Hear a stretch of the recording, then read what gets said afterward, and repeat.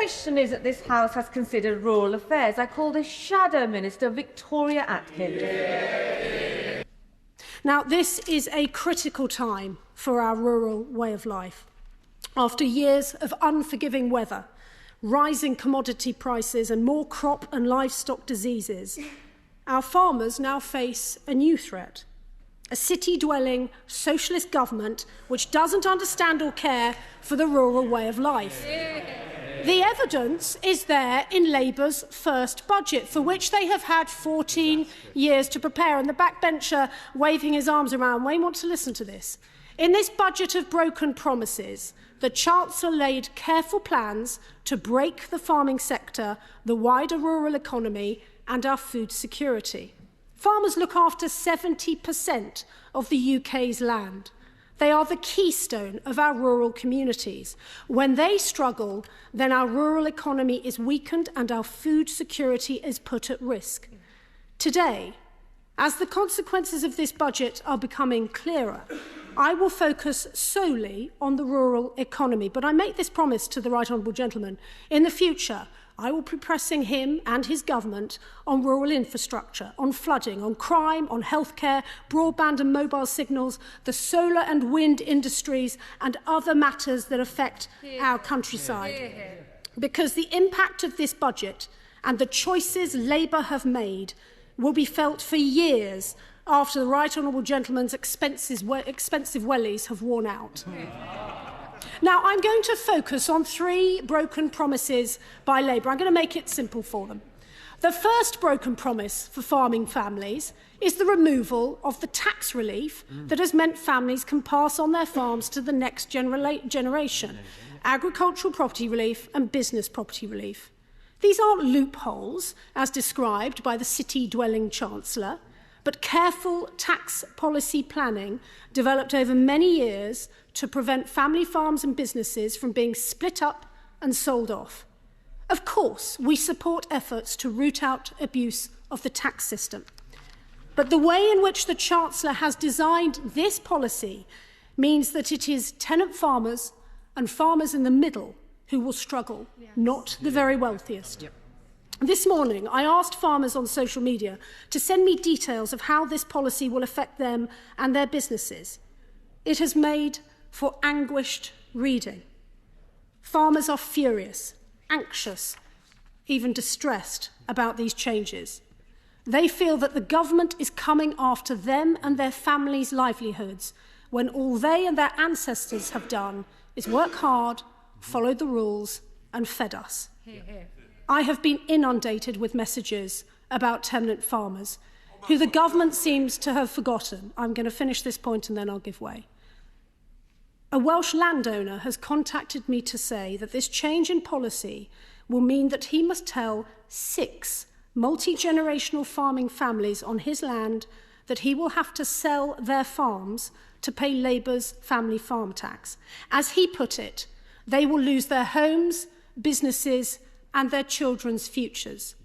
Can the Minister please explain, when winding up this debate, what those 6 tenant families are to do when their farms are sold?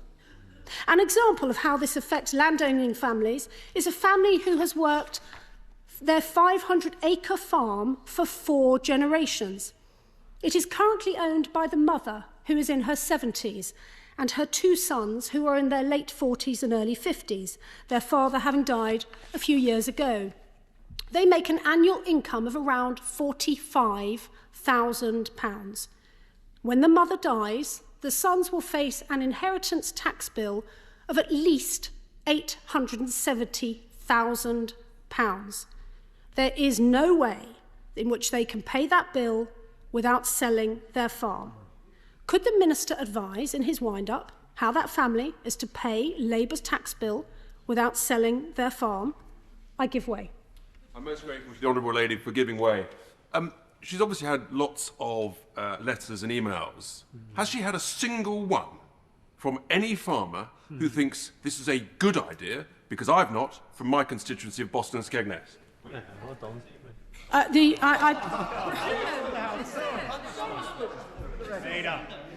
You couldn't make it up, could you? And this is what is so worrying. This is why, at the beginning, when I talked about a Labour government who doesn't understand and doesn't care, it was exactly this attitude that farmers and their families are seeing from this front bench. In answer to the honourable gentleman, the point I make, and I say this as a former Treasury Minister, if there is evidence of abuse, then of course the Treasury and the Chancellor must go after that. But the way they have designed this policy, it is going to go after the hard-working families that look after our farms in our great county. I give way. And I know that the voice is opposite when he's making an important point, setting out the experiences he and I have had as Treasury Ministers. The backbenchers opposite on the Labour backbenchers are shouting give way because they don't like hearing the truth. They made this choice. We chose not to go down this route. There are many ways, as I say, in which we can support our family farms, many of whom I've had the pleasure of having a cup of tea around their kitchen table when they've been showing their farms to me. These are experiences that are missing and lacking from the Labour front bench, situated as they all are in the city. I'm going to make some... I promise I'll give way in a moment. The sense of betrayal, as has been already laid out by the last two interventions, the sense of betrayal is palpable. As a fifth-generation farmer put it to me this morning, would you want to work somewhere that you knew over your lifetime was going to be taken away bit by bit?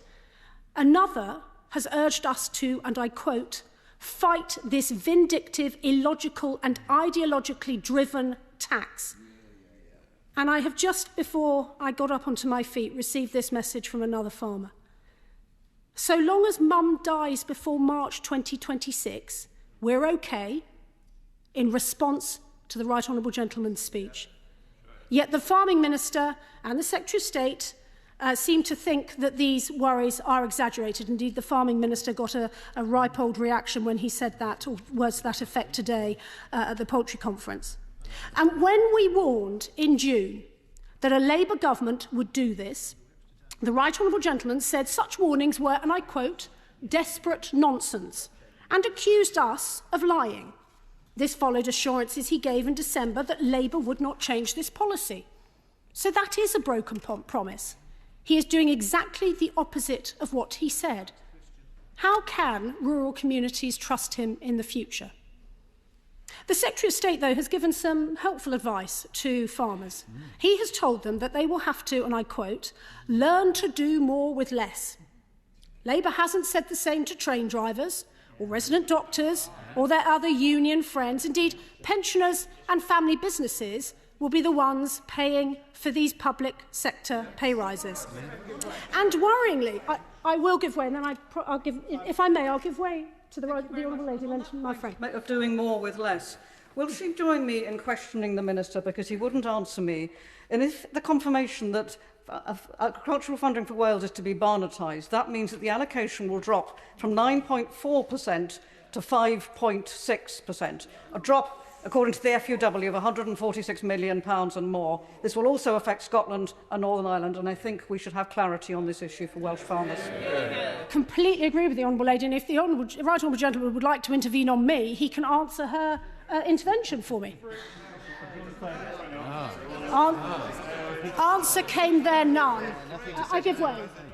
Very much so. May I thank my honourable friend and indeed my honourable friend previously for their very accurate and insightful interventions. Not only, of course, do some farmers have mortgages, but indeed we know that the worry, particularly of tenant farmers, is that their farms will be sold off so that the landowners can enter into what some call a greenwashing agreement with corporates in order to plant trees and to try to make to access green funds that way. And so one should not make the mistake of assuming that this ill-thought-through policy will lead to cheaper land prices, because that really, the maths on that are almost as bad as the Chancellor's cockeyed accounting with her economic inheritance. But let me tackle the ideology of this policy, because the ideology of this policy is matched by Labour's incompetence, and indeed, sadly, the Secretary of State has reiterated it in this debate.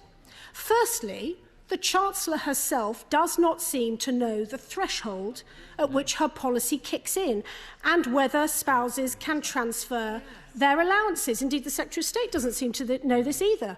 She has said that they can be transferred. Yet Treasury documents supporting her budget say that they can't. Could the Minister please clarify in his wind-up whether the Treasury's documents are wrong or the Chancellor's wrong? Secondly, could the Minister explain why his government has targeted only British-owned farms and businesses for this tax hike? Because companies operating here but owned overseas won't have to pay Labour's tax. Private equity-owned businesses won't have to pay Labour's tax, and public companies listed on stock markets won't have to pay Labour's tax. It's just British families. Thirdly, the Chancellor, and indeed just now the Secretary of State's reassurances that only a quarter of farms will be affected are not backed up by the data from his own department. DEFRA figures show, in fact, these changes will affect 2/3 of farms, 66%. Can the Minister explain this discrepancy and what he has done personally to confirm these figures so that he makes sure he gives only accurate information to the House? I will give way. Very much so, and of course their permissions for solar and wind industrial units on prime agricultural land will only add to these pressures as well. I'm going to make some progress. The immediate impact of these changes is, as my right honourable friend intervened on, the Secretary of State, that farmers are already stopping capital investments in machinery, systems and buildings now for fear that any improvements to their farms will send them over the cliff edge into this tax trap. So for a government that claims to want to grow the economy, their choices are achieving the exact opposite. This family farm tax is a broken promise that will break family farms. I move now to the second broken promise, the accelerated reduction in de-linked payments. These vital payments are going to be substantially less than farms were promised next year. They cannot have foreseen this when they were making their business plans for their farms. A tenant farmer has told me he doesn't know how he is going to pay his rent next year because the drop is worth more than £20,000. Can the Minister explain how this farmer should do more with less? And the third broken promise, the hike in national insurance for employers, of course. As the OBR has said, an increase in employers' NICs will be passed entirely onto working people. Now, I know that the party opposite doesn't actually know, I will in a moment, doesn't actually know who it means when it uses the phrase working people, but we are clear on this side of the House that it definitely includes farmers, their staff and the small businesses that support them day in, day out. I'll give way.